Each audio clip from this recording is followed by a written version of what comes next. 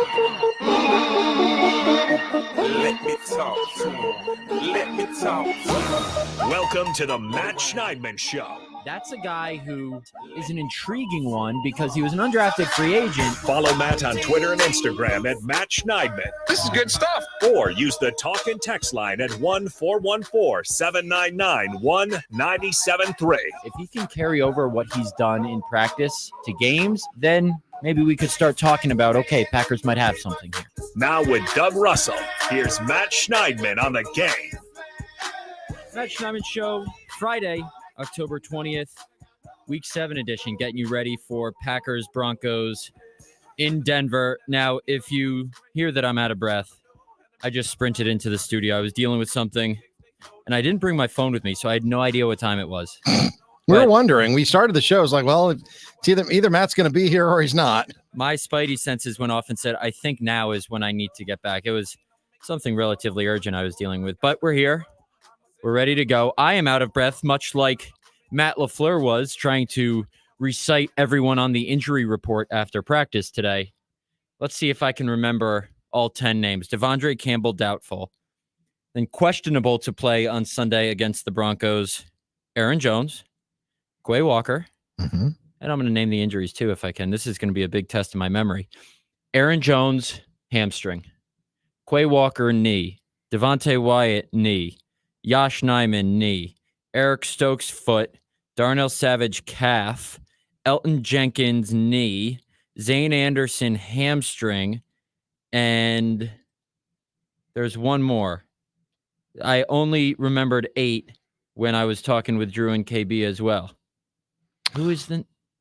I have the injury report, but it's Jair Alexander. But it's sitting on a printer in an office about 20 yards that way. Jair Alexander is the one that I forgot with his back injury. So a laundry list of guys on the Packers injury report this week.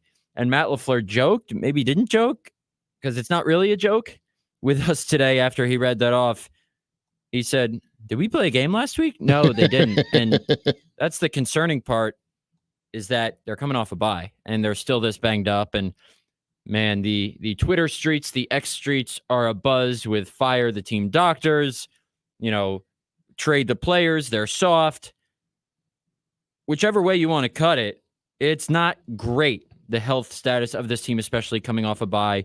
You would think that the bye did them favors, and maybe it does. Listen, Tom Brady was questionable every week or probable every week, and he still played. Guys are questionable and play all the time. Devondre Campbell probably not going to play, but Jair Alexander and Elton Jenkins were the only 2 of the questionable bunch that did not practice. And Matt LaFleur said that Elton Jenkins' practice DNP was more precautionary. Jair doesn't seem great. So let's say Jair Alexander doesn't play. Him and Devondre Campbell seem to be the only ones unlikely to play. Devondre Campbell actually practiced today in a limited fashion. So whichever way you want to cut it, they're going to be shorthanded on defense, most likely. And that's not a great sign for a defense whose leader, or one of, Jair Alexander, said a couple weeks ago that we need to keep teams out of the end zone. So we'll see what happens against Denver on Sunday. Matt LaFleur said he's never... We'll see what happens. Bill Huber asked Matt LaFleur today, do you just kind of throw your hands up and say, what the hell is this? And LaFleur said, I'll never throw my hands up. Then he said, nobody's going to feel sorry for us. Nobody cares. We don't care. We just got to find the next man up, his standard go-tos. And Joe Barry loves the line, we don't have backups. We have starters in waiting. So guys like Carrington Valentine are going to get a shot. And no, Eric Stokes is not going to start. And this is not going to force them to play Eric Stokes more than they had planned. If you know one thing about this training staff and this coaching staff, it's that they're not going to rush guys back from injury. Eric Stokes has not played in a game since last November 6th, almost an entire 12 months. Eric Stokes said himself today he can't play 60, 70 snaps, that he knows he's going to be on a pitch count. That pitch count is most likely going to involve, maybe some special team snaps here and there, maybe some snaps in dime, but he's not going to start opposite Rasul Douglas. That would go to Carrington Valentine, and then Isaiah McDuffie is most likely going to start for Devondre Campbell, and who knows, maybe Eric Wilson has to if Quay Walker doesn't play as well. Yeah, I mean, this is a team that desperately needed the bye when it came, and normally you would like to see a bye a little bit later, as we've talked about. I think a mid-November bye is probably ideal. So this is the third year in a row where, the last couple of seasons it was in December. Now it was in October after 6 weeks. But this was a team, and continues to be a team, that's so banged up. But if you look at a guy like Aaron Jones, who said, yeah, I mean, the bye week really helped. And all of the rest that, for example, like a Jair Alexander, resting the bad back, Zach Tom with the bad ankle, all of these injuries, the best thing that you can do for them is get some rest. So for as many injuries as this team has sustained this year, yeah, I mean, it came at a good time, but still, you would like to think that, and I'm not blaming the doctors and I'm not blaming the players, because sometimes just injuries happen. It's just one of those fluky things that just sometimes, it is what it is. And football players get injured. That's just a fact of life. But in a season where I didn't necessarily have that high of hopes for what this team was going to do, them being at 2-3 right now, having sustained all the injuries that they've sustained, I know the schedule is going to get a lot harder coming up.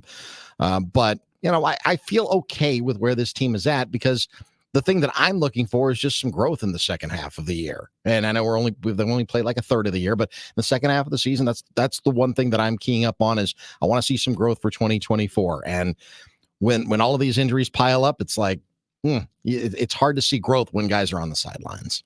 Right. And I've mentioned when I covered the Raiders before, the question every year was, is Derek Carr the guy? Is Derek Carr the guy? Even after I left the beat and came here, is Derek Carr the guy? Is Derek Carr the guy? Because year after year, it was, okay, well, let's surround him with an offensive line. And then, he doesn't have many weapons, so we can't get an accurate evaluation of him. Let's surround him with more weapons besides Amari Cooper. Way back in the day when Amari Cooper was on the Raiders. The best way to get an accurate evaluation of what Jordan Love is to make sure people are healthy around him. Now, David Bakhtiari is already down for the season. Having David Bakhtiari on his blind side is a good way to keep Jordan Love healthy and get an accurate evaluation of him, which is why I never said trading David Bakhtiari was in the realm of possibility, because what's the best way to get an accurate assessment on your 24-year-old QB? Keep him healthy. What's the best way to keep him healthy? Give him arguably the best left tackle in football. Now, he hasn't had Christian Watson. He hasn't had Aaron Jones. He hasn't had Christian Watson and Aaron Jones full go in the same game yet this season. Some of his other rookie receivers have been healthy. Reed, Wicks, Dobbs, Toure. A.J. Dillon's been out there. The other offensive linemen, Runyon, Tom, not even Tom, not even Jack Tom, and not Elton Jenkins. The bad ankle. Really, do we know what Jordan Love is? We have a slight idea, but it's going to still take some time. And if I sit here and say we have to wait until everyone's healthy around Jordan Love to know what he is, that would be unrealistic, because you're going to deal with injuries all the time, and you can't just keep delaying this decision or realization, whatever you want to call it, of what Jordan Love is, just to wait for everyone else to get healthy. Because if you're a starting quarterback worth a damn in this league, you will overcome some of the stuff that goes awry around you. Jordan Love has not done that yet. And I think it would be nice for Packer fans to see him maybe fight back against some of his struggles recently against the Broncos on Sunday. Sure, but how realistic is that for a guy who's started 6 games in his NFL career? I mean, I'm saying eventually he has to do that. Yeah, I mean, but what I'm saying is that if the expectation for whomever, I'm not saying you, I'm saying for whomever, fans, media, the Adam Shines of the world who said originally, he can't play at all. And then after the Bears game, fit him for a gold jacket. I mean, there just seems so much inconsistency between one game to the next. You need a full body of work, or at least more of a body of work, to decide whether or not he's going to be the guy long term. They've got, I guess, 2 years to figure out whether or not he's going to be the guy long term. And so far, there have been some ups and some downs. And at the beginning of the season, I don't like to predict game by game by game, but for the overall body of work, I said, you know what? I think there's going to be some ups and there's going to be some downs. What have we seen through 5 games? Some ups and some downs. And you've been right. And that's why you're Doug Russell, king of season predictions, not game by game predictions. Not game by game predictions. Yeah, I think that's why I said earlier this week, or I should say posed the question earlier this week, how long is it going to take to get an accurate read on what Jordan Love is? Not just in the short term of, okay, he can be sometimes erratic. The deep ball isn't always there. I'm talking about long term when the Packers can confidently say, we have fill in the blank here in Jordan Love. And we don't know yet. And there are different variables that factor into that. One of them, like we just talked about, is the health of the guys around him. And like I said, the best quarterbacks will make do with whatever they have. But like you just said, it's somewhat unrealistic to expect Jordan Love to overcome everything that's going wrong around him this early in his NFL career. And that's why I said it would be nice from an optics perspective for him to maybe start doing some of that against the Broncos if he's down, obviously, a Bakhtiari, if Jones is limited again, if some of these other guys like Jenkins doesn't play or Jenkins is limited. That would go a long way for the confidence of Packer fans regarding Jordan Love. But listen, when there's 9 guys questionable, I have no idea who's going to play and who's not. Mm-hmm. Yeah. Jair Alexander, probably not. Devondre Campbell, probably not. Outside that, I really don't know. This is a game that has the opportunity to be a get well game, I suppose, for the Packers. I mean, this is get right game. Yeah. Yeah. Get right game, get well game, get right game. This is a team that gave up 70 points to the Dolphins. And I know that Matt LaFleur's called it an outlier probably 25 times this week. I get it.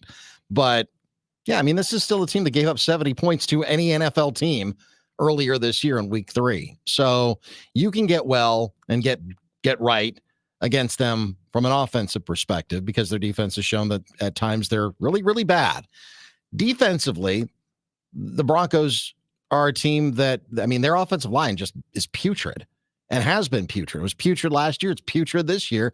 And if you want to get after Russell Wilson, you've got an opportunity to get after Russell Wilson. So the Broncos aren't a very good team. And I know that they've had a couple of close games, but they're still not a very good team. And until Sean Payton can get this team going in the right direction. I mean, he said at the beginning of the season when he was trashing Nathaniel Hackett that he would be, quote, pissed if they weren't a playoff team this year. Well, I suppose he's probably pissed off right now because they're 1-5.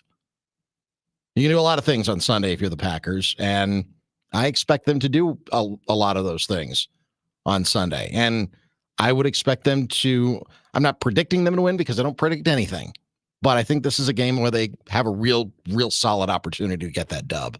Oh, without a doubt. We talked to Nick Kosmider, our guy covering the Broncos at The Athletic, on Wednesday, and asked him about, is that Miami game really what's skewing all these bad defensive numbers for the Dolphins? And he said, well, not really. Take that away. They're still near the bottom of the league and everything. So you make a good point. Yes, that's what these players and coaches are going to say, to not give the Broncos any bulletin board material, not put anything out into the ether that can come back and bite them if by some happenstance, they get shut out.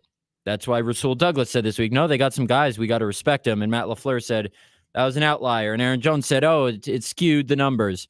But the Broncos still don't have a good defense. And like you said, this is a great opportunity for a get-right game, specifically for an offense that has been abysmal the last 3 weeks, the majority of the last 3 weeks, I should say. 11 of the last 13 quarters, they've been largely ineffective. As I've said, I think it was the third quarter against the Lions and the fourth quarter against the Saints where they really got some things going. But as we talked about earlier in the week, it's getting the chains moving. Don't rely on the deep ball so much.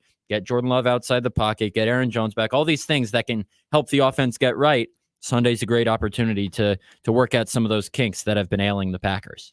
Yeah, and that's what you want to see. And again, you've got 12 straight weeks of football now. You've gone through a bit of a gauntlet when you had the 2 games in 4 days, including one against the Lions. And Detroit looks like a really, really good team this season. They don't look like a fluke at all. This is the best Lions team, even when they had Barry Sanders. I think this is the best Lions team that we've seen in both of our lifetimes. And my lifetime is a lot longer than yours. They haven't been good in a long time. I think they're a really solid team. And then they had the mini bye week, and then they had the Raiders, and that was certainly a disappointing loss, but then they had the bye. This is a team that has to be rested because now it's, like I said, 12 straight weeks. After this 3:25 kickoff, you've got 4 in a row 3 of them are at home, but 4 in a row of noon kickoffs. Noon kickoffs on Sunday. Coaches love noon kickoffs on Sunday. Players love noon kickoffs on Sunday, especially the home games, because it gets them home in a decent hour. And, you're going to have to start putting together and starting. I'm going to go Mike McCarthy on you for a second. Start stacking some successes here because I haven't done that in a while. Right, without a doubt. After the break, I want to read you a quote that we got from the locker room yesterday that I think is interesting, playing off one of the more notable quotes from post-game when they lost to the Raiders. We'll get to that after the break here on this Friday, October 20th edition of the Matt Schneidman Show right here on The Game.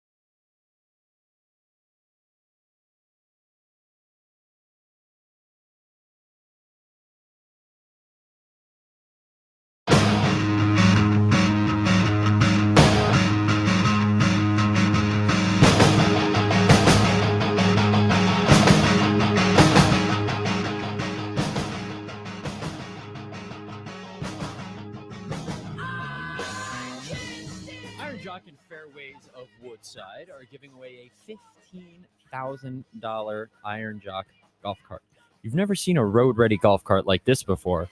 Just go to ironjock.com and click on Enter to Win and provide your basic contact info. No purchase necessary, but do it by November 20th.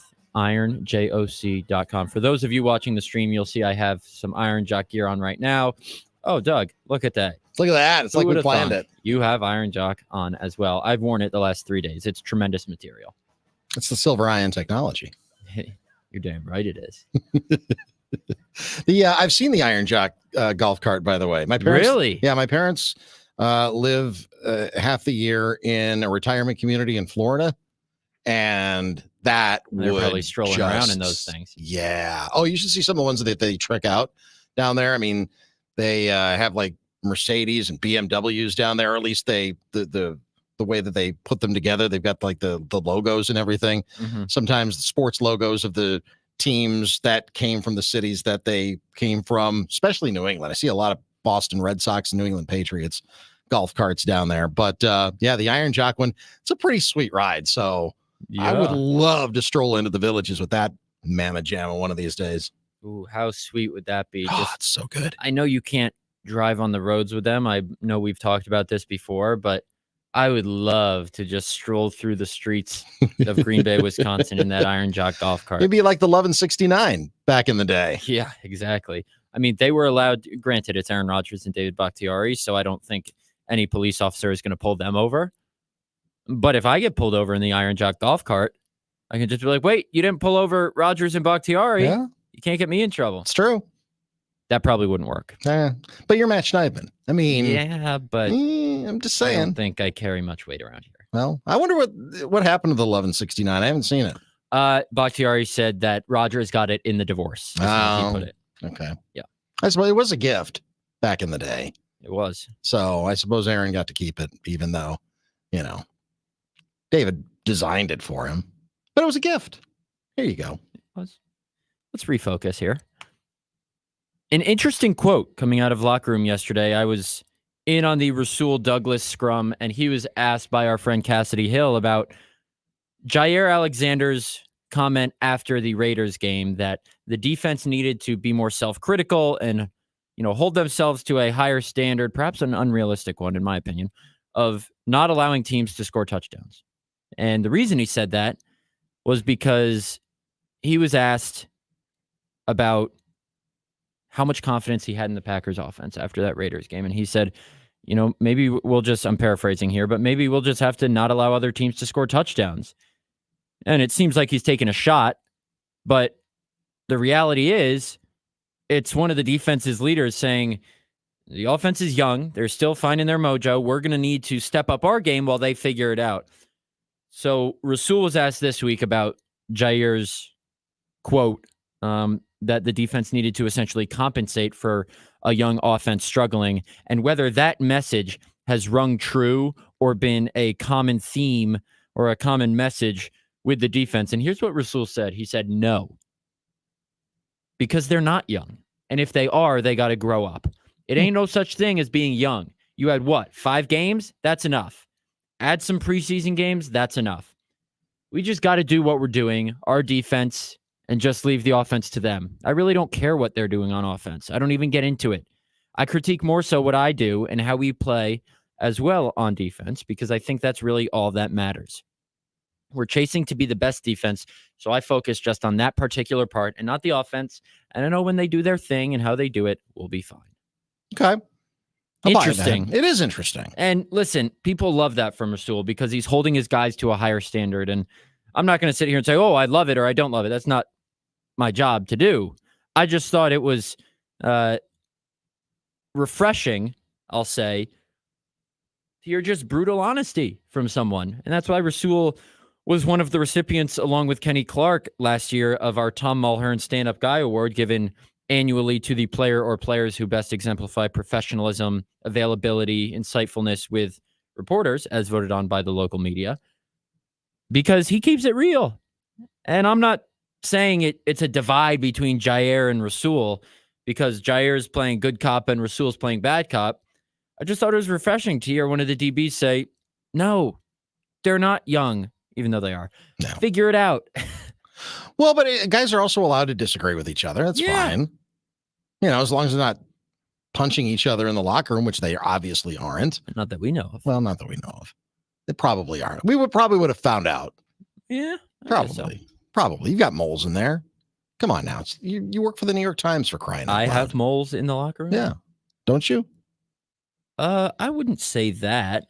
No, I don't have moles. I would say there are players that I think I have, better relationships with that I can go to if I need something.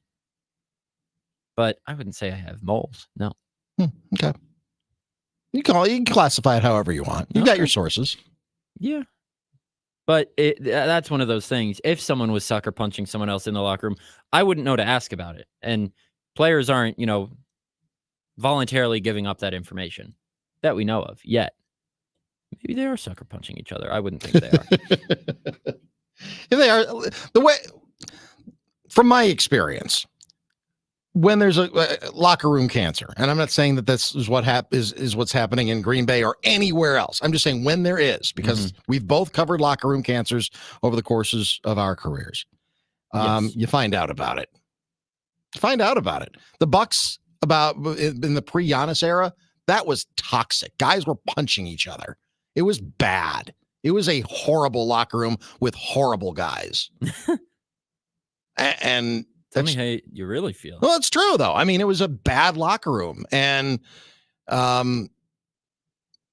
it manifested itself with poor play on the court and dysfunction off the court. But you see that from time to time. And so if there is that, from my experience, you find out about it. And if there's nothing going on, then you don't find out about it because there's nothing going on. And sometimes you find out about it because that player gets cut. That's sometimes very true as well. Unless they're really good. Right. Yeah. So, and Steven Jackson, we hardly knew you. I don't even know who that is. Played for the Bucks briefly. I thought I was thinking football. No, running back. No. Steven I know Jackson. Who Steven Jackson, the basketball player, is. All the smoke. He wanted all the smoke in Milwaukee? He wanted all the smoke in Milwaukee. Okay. Yeah, he was challenging. Fair enough. Johnny Estrada for the Brewers, played catcher for them. Yeah, he was a real douche. Are you allowed to say that on here? I don't know. I just did. All right. Fair enough. Hope you don't get an FCC check in the mail or an invoice. We have a text on the Talking Text line. And as always, PellaWI.com. Talking Text lines are open. Have your happy hour beverage. Call in. Text in with your questions, complaints, thoughts about the Packers. We'll entertain them if they are worthy of getting on our airwaves. 414-799-1973. What do we got, Doug? We got on the Talking Text line. We've got, this is from Sheila. So we heard from a lady.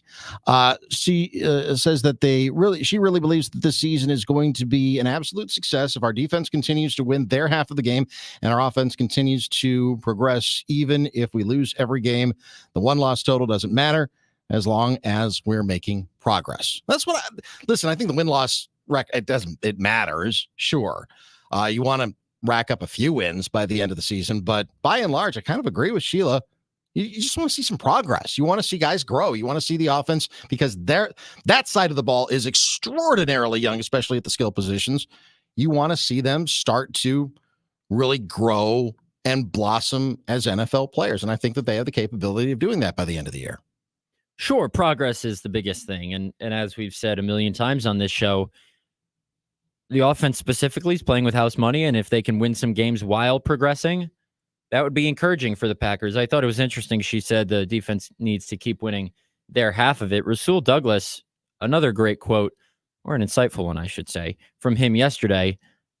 When I asked him, it wasn't a great question, but I basically just asked him, all it take is one game to kind of turn this thing around, a la that Cowboys win last year when they were on a 5-game losing streak. Then they won that Cowboys game, and it kind of was a turning point for the season. Although they didn't, win the rest of their games after that, it kind of lit a fire under the team. And Rasul was talking about how he's tired of seeing everyone come in all down. They haven't won in almost a month. Here's what he said. He said, find a way to win first and then keep winning. But I just think our second half has to be played in the first half. Now, I'm assuming he's talking about the entire team, maybe just the defense. I don't know. Like, I think that's been our biggest thing. I don't know who we think we are, but we got to get out and start fast and do what we're doing in the second half in the first half. Because if you look at the point differentials, it's a lot different besides the Atlanta game. I don't know what the hell happened there, is what he said. So, yeah, they've got to be more consistent. We've talked about ad nauseum the Packers' first half struggles, and I'm sure he was being a spokesman for the defense there, but it goes for the offense too. The offense hasn't scored a touchdown in the first half of the last 3 games. But where were the expectations, I suppose? Well, yeah, the expectations were probably close to here, but I think it's okay to adjust expectations. And our expectations based on the first 2 games, 7 of the first 8 quarters, it was, okay, this might be better. We might have something here. And then after the fourth quarter of the Saints game, but these last 2 games have kind of regressed to the mean. And now people are coming back and saying, okay, well, this should have been our expectation all along. And that's fine. Defense, probably yes. Again, the expectation probably should have been more consistent performances from the defense. The expectation should have been more consistent stopping consistency. Consistency isn't a word. Stopping the run, and that hasn't happened. So that's okay to say that the defense has underperformed. But the offense, I think it's also okay to say, based on what we saw 7 of the first 8 quarters, that maybe what we've seen the last 3 games is still falling short of expectations. Because I don't care how young you are on offense. Anytime you go 3 straight games without scoring a touchdown in the first half, that's below expectations. Nobody should expect that. Yeah, that's fair. I mean, but again, I go back to, I just want to see these guys get better than they have been. I thought they were going to struggle early in the season, but we watched the Bears game, and the Bears are what we thought they were. They're terrible, And but we let them off the hook. right, pounding the table. Dennis Green, we miss you. But I mean, like I said, it felt like Jordan Love, at least from some corners of the NFL sphere, whether that's media, whether that's fans, whether that's just the ebullience of beating the Bears. What? The ebullience. Oh, I've never heard that word. You went to Syracuse. Come on. My UW Oshkosh education is outshining your Syracuse. Oh, I don't believe that. Probably. The exuberance. You and Cody Krupp always outshining me in the intelligence That's what we department. do. Hail Titans. But the exuberance, another word for it, I suppose, of how well Jordan Love played in week 1 against a terrible Bears team. I mean, like I said, it looks like there were some that were fitting him for a gold jacket. 3 in a row. Don't need Aaron Rodgers. Don't want Aaron Rodgers. Good luck this was before the injury. Good luck in New York, because we just don't even want you. We don't even need you. We got number 10, and we're going to ride this thing back to the Super Bowl. Never mind that they haven't been to the Super Bowl in 13 years. But then again, it's the regression to the mean. 17 games doesn't feel like a long season, but it is kind of a long season because there are ebbs and flows, and there are injuries, and there are, hot streaks. I mean, last year, the Packers, they were in it right until the end, even though they had a 6-game losing streak at one point after the London game and Aaron Rodgers breaking his thumb. But they were still, able to turn it around by the end of the year and came within a Lions loss, I suppose, a Lions game at the end of the season of going back to the playoffs. So it is kind of a long season. We're only a third of the way through it right now. Even so, I still think this one is about as must win as they get. And we've talked about it this week. I said on the Mike Heller show today that this does feel like a must win. And Mike said that he really only views games as must wins in late December when you mathematically need to win games. But guess what? I think this one is too, because in part of what Rasul was just talking about, not just talking about, of what I relayed to everyone that he was talking about earlier this week, that he's tired of seeing everyone come in down. They've had to sit on these 2 losses for almost a month. Not only would this game be a mood switcher, but let's say it's a game against the Philadelphia Eagles. They lose this. It's okay. They should expect to. Sure. A loss to a team like this. Right. They're 1-5. It's a double whammy in the morale department, in the optimism department. And sure, these players are able to compartmentalize, and who knows if a bad loss can carry over to the next week. They just want to go 1-0 every week, do our 111th, whatever. But a loss to the Broncos is a shot in the foot to the realistic hopes this team has of contending for the playoffs, not mathematically, but just from a mental, emotional standpoint of, if we can't beat the Raiders and Broncos, then we're not going anywhere. And this is supposed to be the easy part of the schedule. Right. I mean, how is the easy part of the schedule gone so far outside of the Bears game? I mean, we talked about, well, they could be 6-0 after the Broncos game leading up to the Vikings. Now, the Vikings don't look very good, and they've looked terrible, just downright terrible at times this year. So if you would have had that knowledge at the beginning of the season, 7-0 is a realistic possibility. Well, there's a lot of mediocre teams. There's some very good teams. Philadelphia, obviously, a very good team. There's also some very bad teams. Right now, the Patriots are a bad team. The Broncos are a bad team.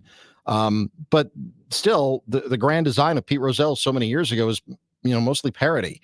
And you look at teams that are quote unquote on the bubble. Yeah, everybody should be on the bubble right now. It's not outside the realm of possibility. I don't think it's going to happen, but it's not outside the realm of possibility that the Broncos get hot and, wind up with a long winning streak and making themselves a playoff contender. Again, I don't think it's going to happen, but it could. We're still so early in the season. A third of the way through the season, you're starting to see some trends, but nothing is over by any stretch of anybody's imagination yet. No, and listen, if the Packers lose this game, is it mathematically possible that they go on a run and turn it around? Sure. But my point is, these are the games that they're supposed to win. Absolutely. You're playing a 1-5 team. Not only is it important in the win column, literally, but it's important from a morale optics standpoint. 100%. Because this is a game you need to win to stay in the hunt early in the season, get back to 500, and let you and everyone outside the building know that, okay, we can take care of the games we're supposed to take care of. Maybe that Raiders game was a fluke. And now let's go from here. Like Rasul said, get one, and then they can focus on stringing a couple together. So we'll see if they can. John Kuhn doesn't think so. I think the Packers will be able to. It'll certainly be harder if they're shorthanded in some key areas, but that's what makes these games interesting, specifically with this team. I've said it before. In years past, you just knew the Packers were going to win. You're like, why am I going to Denver? The Packers are going to win 34-14. Aaron Rodgers is going to throw 3 touchdowns, 2 to Devontae. It's predictable. This year, I have no idea what's going to happen in this game. Something disastrous could happen. The Packers could blow them out. Packers could win on a last-second field goal. Like, who knows? You're not supposed to have dynasties, though. And the Packers, I mean, in the postseason, they haven't been a dynasty in ever since the 60s. But in the regular season, they were one of the most consistent teams and have been one of the most consistent teams in the NFL. If you want to take a huge macro view of it, for the last 30 years, the first 3 years of Matt LaFleur's tenure as Packers head coach, they won 13 games. They were one of the most consistently good teams in the NFL. Then January rolled around and bad things happen sometimes.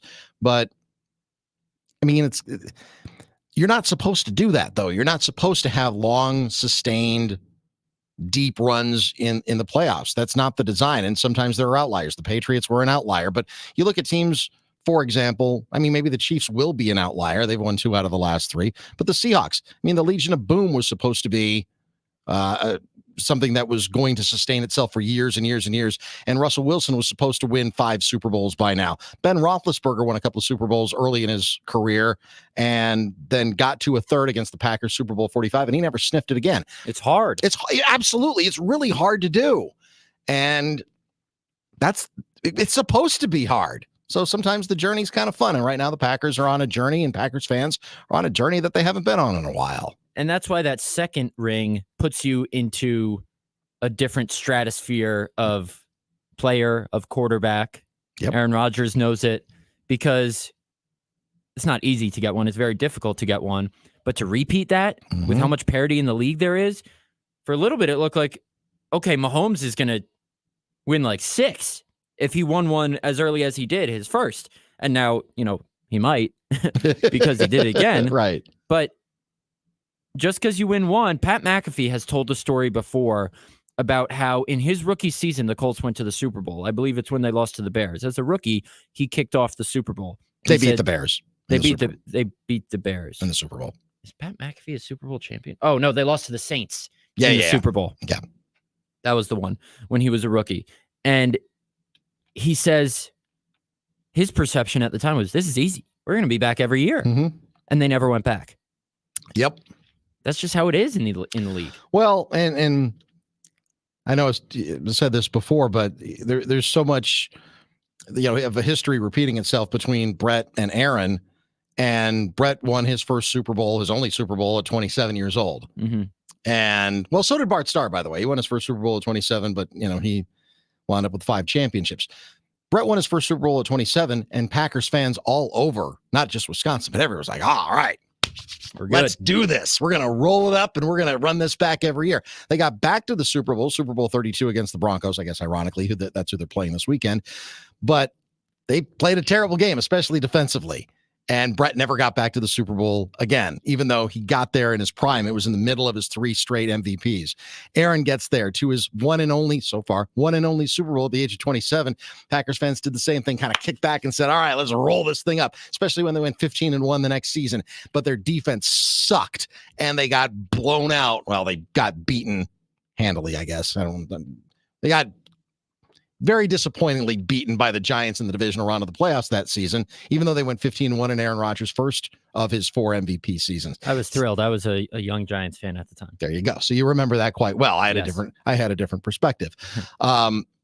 It's hard. It's hard to do, and it makes what Tom Brady did that much more impressive. It makes what Patrick Mahomes is doing right now that much more impressive. But yeah, I mean, dynasties, they're just not supposed to happen. Russell Wilson is supposed to be a generational quarterback. And right now, in the last several seasons, he's looked like a third rounder who had a really good team around him and performed really, really well for a couple of seasons in Seattle. But you're starting to see the true downside of it right now, even though he's had a very good career. A third rounder who played at Wisconsin. That's what he's looking like. Sorry, shots fired. And if you he's the best quarterback Wisconsin's ever had. So. Right. Well, Graham Mertz, maybe he's lighting it up at Florida. Just kidding. If you saw me look at the watch I don't have, that was not me checking the time. I was just trying to make the point of you saying 27 years old is when Packers quarterbacks win their Super Bowl. I was looking at my fake watch that I am not wearing to say, okay, so 3 years until Jordan Love wins his. 2 years, actually, because 2 years. Jordan Love turns 25 in 2 weeks, November 2nd. Happy early birthday to him. Sure. After the break, this just popped in my head, and these are the kinds of thoughts that come up on a Friday. I just realized who your doppelganger is. My doppelganger? Yeah, sometimes this guy has hair, but with the little mustache you got going on right now, I know who your doppelganger is. And I'm going to enter the last segment of this show by calling you that. So people are going to have to wait and see. All right. The thousands and thousands of people that are listening to the show on a Friday night. Whoever is, we thank you so much. We're going to wrap it up. On the other side of this break, getting you ready for the Packers-Broncos game. This is the Matt Schneidman Show here on The Game. Watermelon sugar high, watermelon sugar high, watermelon sugar high, watermelon sugar high.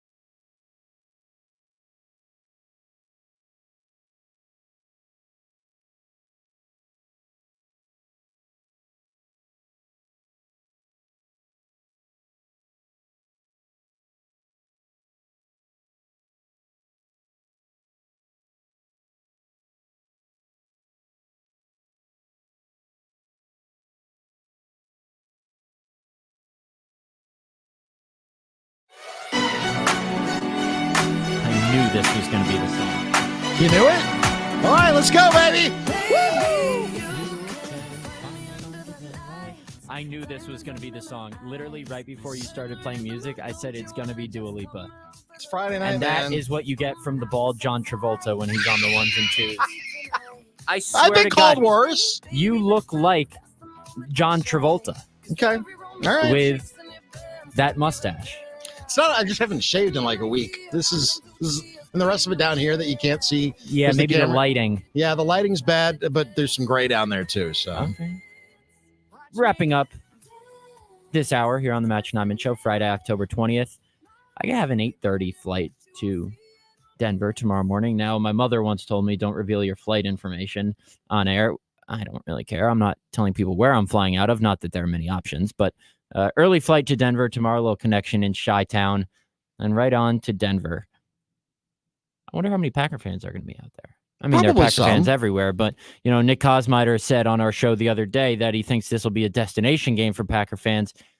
And I said, if they have any money left, because the last away game they played was the destination game sure. in Vegas, and I would imagine Vegas is a bit more of a destination game than Denver is. Denver is a beautiful city. That stadium, the view, you know, not many views beat,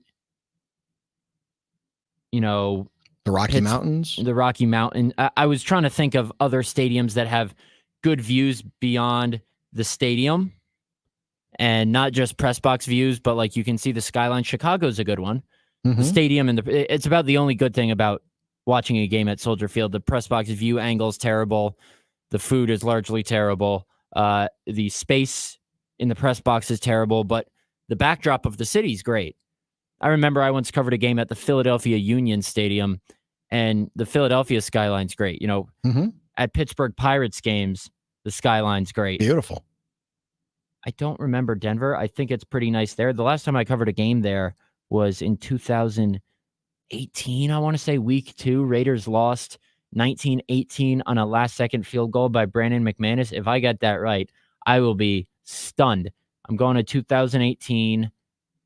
You're going all Sean McVay on us? Broncos 20, Raiders 19. Brandon McManus as time expires. Package Pete chimes in on the talking text line with the Rose Bowl. Have you ever covered a Rose Bowl? I have not. Oh, when the San Gabriel Mountains, they turn pink around early to mid third quarter. Oh, no better view in sports. No better view in sports. It's no better view in unbelievable. Sports. I know you don't do game predictions, Doug, but what do you feel is going to happen on Sunday? You don't have to give a score, just general terms. Do the Packers score a touchdown in the first half? Yeah, I think they do. I mean, listen, this is it's a very winnable game, as we've talked about. We talked about that for, well, I've been here for 2 days. You were on yesterday with the football feast, and I was on vacation until Wednesday. But yeah, I mean, I think this is a very winnable game for the Packers, and it's a game where they should get a lot of things and a lot of guys back. A lot of things should go right. Aaron Jones, I expect to play. Yes, I think that he will be on a bit Don't of a say it. It's limit. John Kuhn's least favorite word. Pitch count? Pitch count. Well, John Kuhn isn't on this show. That's so true. We can say whatever we want. We can say whatever we want. So he'll be limited in his action on Sunday afternoon. So if John's listening, there you go. But there are opportunities here. And I expect this team to have done some self-scouting. Matt LaFleur talked about doing some self-scouting. And one of the things that he said, that when he looked back at a lot of the things, there's a lot of inconsistent play. Well, you want to start to clean that up. But again, such a young team, especially on offense, and nothing that I've seen through the first 5 games has shocked me. It hasn't shocked, maybe the injuries a little bit, but as far as play on the field, I thought that Jordan Love was going to have some ups and some downs, some good games and some bad games, and lo and behold, he's had some ups and downs, some good games and some bad games. I thought that he would struggle with the home run ball, so to speak. Another baseball term that I'm sure John hates. And he has. He struggled with that. I think some of the young receivers at times have struggled, whether it's Christian Watson fighting for balls or coming back for balls. That's part of the maturation process. It's part of the learning process of being a great NFL player, which I still think Christian Watson can be. I think he still needs to get a little bit stronger. He needs to get in the weight room a little bit. But other than that, I think he's got a lot of the intangibles. He's a very smart player. He's got size. He's got speed. He's got a lot of the things that you cannot coach. But all of this, Luke Musgrave, for example, he got his ass chewed out by Matt LaFleur, as the cameras famously caught against the Raiders on Monday Night Football. But every player gets chewed out by their coach at one point or another. I'm not worried about Luke Musgrave. He's a rookie. He's gonna make mistakes, but it's all part of the maturation process. Travis Kelce, when he was a rookie, made rookie mistakes.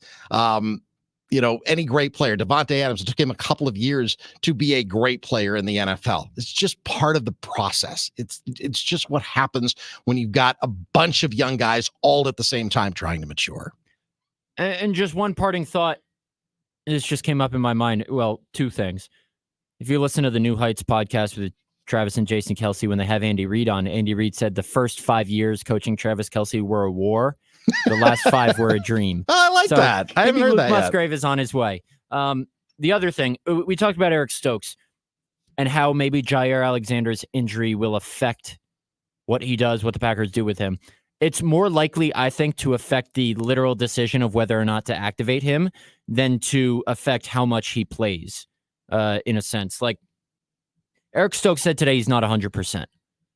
If Jair Alexander was playing, my guess is they don't activate him for this game, use the roster spot on someone else, and then activate him early next week, give him another week to maybe get closer to 100% before playing the Vikings.